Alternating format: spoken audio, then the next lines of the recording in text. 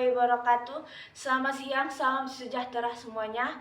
Saya Rahmadia Aprilia akan bertugas menyampaikan berita pada siang hari ini. Nikita Mirzani baru saja membuat pernyataan tertulis yang membuat publik geger. Pasalnya, wanita berusia 36 tahun tersebut menegaskan tak mau disangkut pautkan lagi dengan putrinya Laura Mezani alias Loli. Selain tidak ingin disangkut pautkan, ia menyebut apapun yang dilakukan Loli bukan lagi tanggung jawabnya. Kemudian, wanita yang akrab disapai Nyai ini secara tegas menyatakan bahwa sekarang anaknya hanya dua, yaitu Aska dan Arka. Dirinya sendiri mengaku sudah tidak pernah berkomunikasi atau bertemu dengan Loli lagi. Bahkan Nikita Mirzani tak berniat menemui sang anak yang kabarnya sedang berada di Indonesia. Di akhir pernyataan, Nikita Mirzani juga memberikan peringatan kepada Loli dan orang-orang yang sedang berurusan dengan Loli agar jangan pernah menyebut namanya lagi. Ia tak segan mengambil tindakan hukum jika hal itu masih dilakukan. Bersamaan dengan pernyataan itu, Nikita Mirzani menggugah bukti kalau nama Loli sudah dihapus dari daftar ahli waris maupun tanggungan asuransinya. Baiklah, sekian berita pada siang hari ini. Saya memohon maaf jika ada kesalahan kata. Wabillahi taufik wal hidayah. Wassalamualaikum warahmatullahi wabarakatuh. Halo semua, assalamualaikum warahmatullahi wabarakatuh. Selamat sore semuanya. Selamat datang kembali ke acara Amama TV.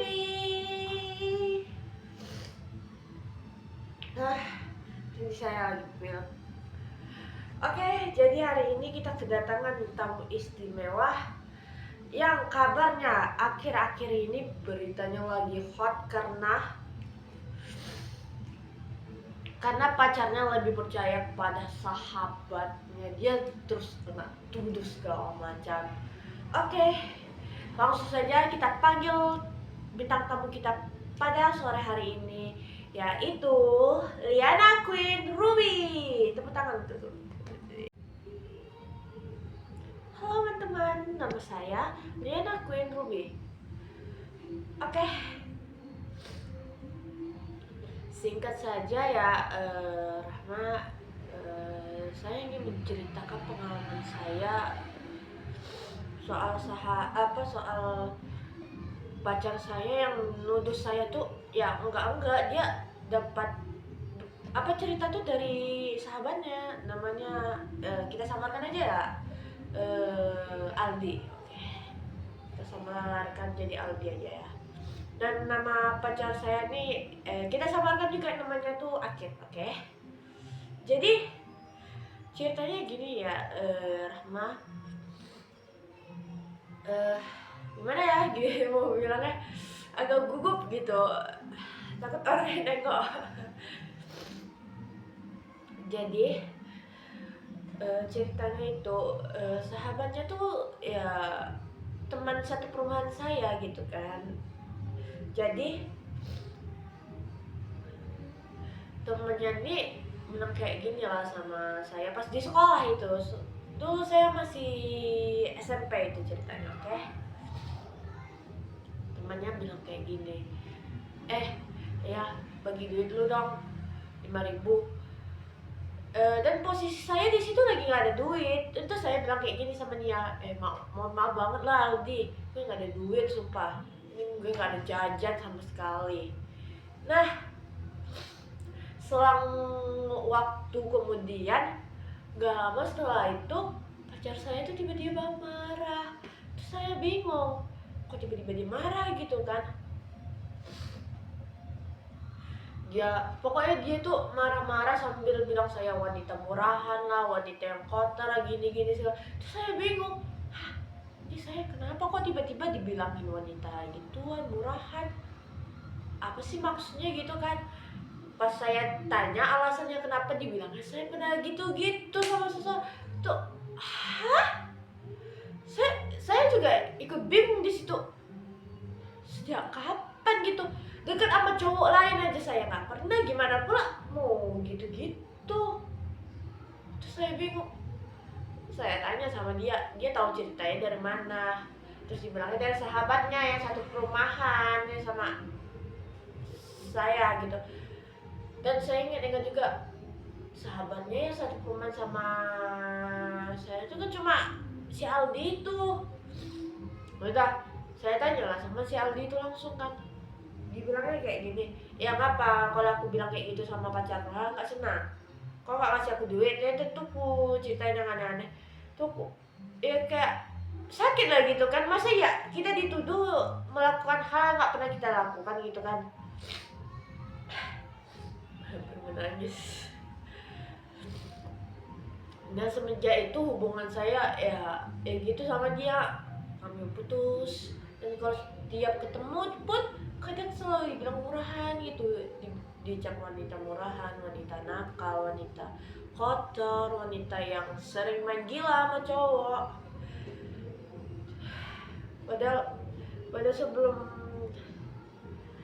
cerita atau fitnah yang kejam itu muncul, kami baik-baik saja, kami berhubungan dengan baik, berpacaran dengan baik, gak ada masalah. Tiba-tiba datang cerita ini, udahlah, tahu saya lagi,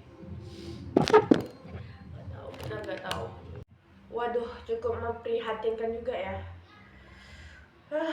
Harusnya ya sebagai sahabat itu kita mendukung dia, mendukung ya pacarnya juga gitu kan, mendukung hubungan mereka. Ini malah merusak kan.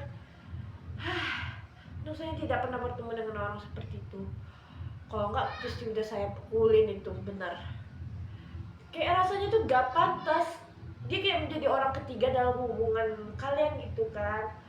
Jadi setelah kejadian itu, apa yang kamu lakukan setelah itu? Kan kamu nih sayang banget gitu sama dia kan, tiba-tiba putus karena skandal yang sebenarnya nggak Anda lakukan, gimana gitu? Saya ingin mendengarnya, dan para pemirsa pun juga mungkin pengen mendengarnya. Ya gitulah Rahma. Setelah kami putus itu, gue bener-bener masih ada rasa sama dia, bener banget, gak bisa move on. Jangan gue selalu tangisin hal itu. Bodoh kali gue, kenapa nangisin cowok seperti dia sih, yang gak percayaan gitu sama pacarnya, main nuduh sembarangan tanpa ada bukti gitu kan. Gue kecewa berat sama dia, sumpah. Apa sih yang ada di pikiran gue, kok bisa gue nangisin cowok kayak dia? Gimana lagi? Nasib mungkin gak berpihak padaku, tapi doain semoga jodoh aku gak seperti dia. Karena gara-gara kejadian itu, gue gak bisa nerima cowok sembarangan lagi. Sampai sekarang gue jomblo, memang gak punya pacar lagi. Gue takut dapat cowok kayak dia lagi, bener. Gue takut punya cowok yang gak percayaan sama ceweknya, main sembarang nuduh tanpa ada bukti. Gue takut banget, sumpah. Takut banget. Waduh, kami turut prihatin juga lah sama Mbak. Ya gak seharusnya juga ya cowok Mbak tuh kayak sembarang main nuduh tanpa ada bukti. Kita ini negara Indonesia, negara hukum yang semua kesalahannya tuh harus ada bukti-buktinya. Kalau enggak, kita nggak bisa main hakim sendiri gitu kan. Emang kayak yang situ tuh masalahnya ngebunuh orang, tapi hukumannya belum ditentuin. Jangan deh, nanti acara TV ini malah kena blokir lagi sama si kawannya kan. Ya takutnya baperan gitu kan, karena kita malah nyindir dia tiba-tiba di sini.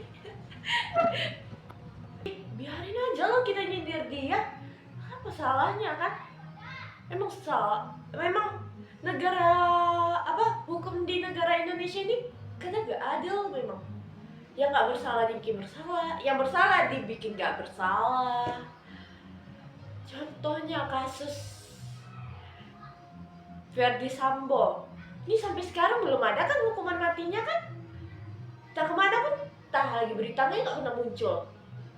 Kayaknya sengaja nggak sih kasus Vina tuh sengaja dinaikin supaya kasus Verdi Sambo tuh ketutup nggak sih? Coba pikir aja lah logika kayak gini, nggak? Masa ya tiba-tiba berita tentang Verdi Sambo nggak pernah muncul lagi? Bahkan hukuman mati aja kita belum tahu apalagi kan? Kapan terjadi, ya kan? Kemana berita Verdi Sambo itu? Dan ini sekarang berita tentang Vina itu udah selesai kan? Tapi gak ada muncul-muncul lagi kan berita tentang Verdi Sambo? Kemanakah Verdi Sambo? Dan dimana keadilan untuk keluarga korban? Waduh, topiknya udah terlalu berat ini. Itu acara kita pada sore hari ini. Baiklah pemirsa. Astagfirullahaladzim. Bisa-bisa saya salah jadinya kan. Jadi sekian, begitu sajalah bincang-bincang kita dengan Mbak Lia kan, tentang masalah percintaannya yang dituduh oleh teman satu perumahannya. Dan ada pesan untuk cowok-cowok di luar sana. Sebelum menuduh ceweknya, coba cari bukti yang kuat. Apakah benar ceweknya melakukan kesalahan kalau atau tidak. Takutnya yang kalian percaya itu ternyata tidak dilakukan oleh cewek kalian. Takutnya terjadi seperti Mbak Lia ini kan, ya kasihan gitu kan. Masa ya hubungan awalnya baik-baik saja, tiba-tiba malah kandas gara-gara satu orang yang memberikan skandal buruk. Baiklah, sekian bincang-bincang kita pada sore hari ini. Saya Rahma selaku host pada acara Ama-Ama TV pada sore hari ini. Saya mohon maaf bila ada kesalahan kata dan sindiran tadi berlaku untuk Anda. Assalamualaikum warahmatullahi wabarakatuh.